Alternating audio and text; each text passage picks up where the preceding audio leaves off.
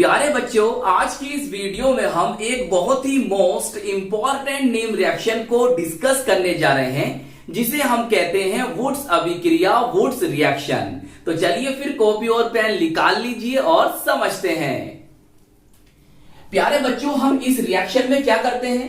हमें इस रिएक्शन में शुष्क ईथर की उपस्थिति, बोले तो ड्राई ईथर की उपस्थिति में सोडियम धातु की क्रिया किसी एल्किल हैलाइड या हेलो एल्केन से कराते हैं, जिससे हमें सैचुरेटेड हाइड्रोकार्बन एल्केन प्राप्त होता है और हम इस अभिक्रिया को वुड्स अभिक्रिया, वुड्स रिएक्शन कहते हैं। तो चलिए फिर समझते हैं रिएक्शन से।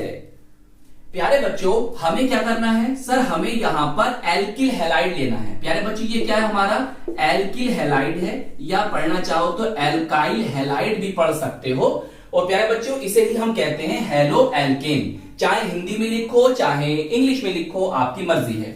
और हमें इसकी रिएक्शन करानी होती है सोडियम से। किससे करानी होती है प्यारे बच्चों?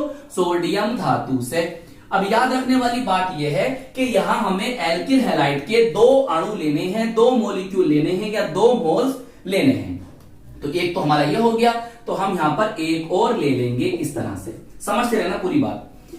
इसके नीचे प्यारे बच्चों नाम जरूर लिखा करो, चाहे हिंदी में लिख दो चाहे अंग्रेजी में लिख दो, आपकी मर्जी है। चलिए, हमें यहां पर प्यारे बच्चों उपस्थिति रखनी है शुष्क ईथर की। शुष्क ईथर की तो इंग्लिश में लिख दूं ड्राई ईथर, या हिंदी में लिख दो, आपकी मर्जी है, शुष्क ईथर। सही है। अब क्या करना है प्यारे बच्चों? ध्यान समझो, बहुत ध्यान समझो। देखिए, आप देखो ये कौन है? Na है। सही। अब यहां पर ये कौन है प्यारे बच्चों? ये कौन है? ये एल्किल समूह है। और ये कौन? हमारा कोई हैलोजन है। अभी समझाएंगे बाद में। तो क्या करेगा? सोडियम इसको भी ले लेगा, तो यहां से बन जाएगा क्या? NaX निकल गया। अब सर ये बच गया, तो सोडियम तो एक था, तो इसीलिए हम क्या करेंगे? हम इसके भी दो परमाणु ले लेंगे। ले लिया। अब एक सोडियम इसके साथ NaX, अब एक सोडियम इसके साथ निकल गया, तो यहां से 2NaX निकल गए। सही प्यारे बच्चों। अब बचा क्या? सर R बचा और ये R बचा, तो ये R और ये R है। कौन है? यही तो होता है प्यारे बच्चों संतृप्त हाइड्रोकार्बन, बोले तो सैचुरेटेड हाइड्रोकार्बन। और ये कौन है? एक एल्केन है। अच्छा, एक बात बताएंगे हम आपको अभी थोड़ी देर में। बताओ, इतनी बात समझ में आ गई? चलिए अब ले लेते हैं प्यारे बच्चों हम इसका उदाहरण। सही है। उदाहरण बोले तो एग्जाम्पल। अच्छा सर, क्या करें उदाहरण में? प्यारे बच्चों, जो हमने यहां पर लिया है R, तुम R के स्थान, ये R कौन है? R कौन है यार? R हमारा एल्किल समूह है, या बोल सकते हो एल्काइल ग्रुप है। तो हम R के स्थान पर CH3 बोले तो मैथिल ले सकते हैं, या हम प्यारे बच्चों एथिल ले सकते हैं, कुछ भी ले लो। या एक और बता दूं, हम ले सकते हैं CH3 CH2, ऐसे ले लो, या ऐसे लिख दूं और आसान रहेगा CH3H7। ये कौन है? ये आपका मैथिल है, ये एथिल है, ये प्रोपिल है, कुछ भी आपकी मर्जी ले सकते हो। और प्यारे बच्चों, आप X के स्थान पर क्या ले लो? भाई X आपका हैलोजन है, बस फ्लोरीन को छोड़ देना, वहां पर आप Cl ले लो, Br ले लो, या फिर प्यारे बच्चों I भी ले सकते हो। बताइए, चले इतनी बात समझ में आ गई? बिल्कुल। चलो भाई, तो हम ले रहे हैं CH3। सही है, CH3। और यहां पे ले लेते हैं हम, बताओ सी, चलो ये ले लेते हैं Cl। अब इसका नेम क्या हो गया? इसका नेम हुआ प्यारे बच्चों ये मैथिल और ये क्लोराइड, तो सिंपल सा नेम हुआ मैथिल क्लोराइड। और आयुपेसी नेम भी याद करो, आयुपेसी नेम होता है क्लोरोमीथेन। क्या नेम होता है? क्लोरो, मैं लिख देता हूं क्लोरोमीथेन या मैथेन, कैसे पढ़ते हो आप? मीथेन। सही बच्चों। अच्छा, अब क्या करना है? सर हमें सोडियम 2Na लेना है। चलो भाई ले लो, तो यानी सर हमें इसका एक और लेना। चलिए भाई एक अणु और ले लेते हैं। अब तो कट्टा भर भर के अणु होंगे आपके पास। चलिए अब क्या करना है बताओ? सर हमें यहां पर शुष्क ईथर, बोले तो ड्राई ईथर की उपस्थिति रखनी है। ड्राई ईथर, शुष्क ईथर, ड्राई ईथर की उपस्थिति रखनी है। होगा क्या? होगा क्या? देखो एक Na एक Cl, तो सर यहां से निकल गया NaCl।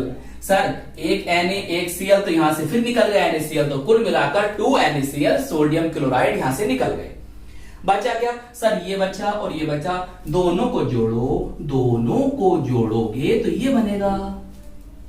सर ये कौन है, एक कार्बन, ये एक कार्बन, ये सर ये हुआ एथ, सिंगल बॉन्ड है तो एन, बन गया एथेन।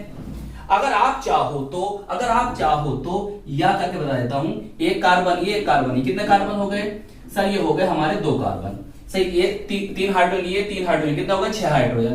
तो यहां पर ये भी लिख सकते हो। बताइए बात समझ में आई। अब प्यारे बच्चों आपको मेरी यहां से 2 बातें याद रखनी है।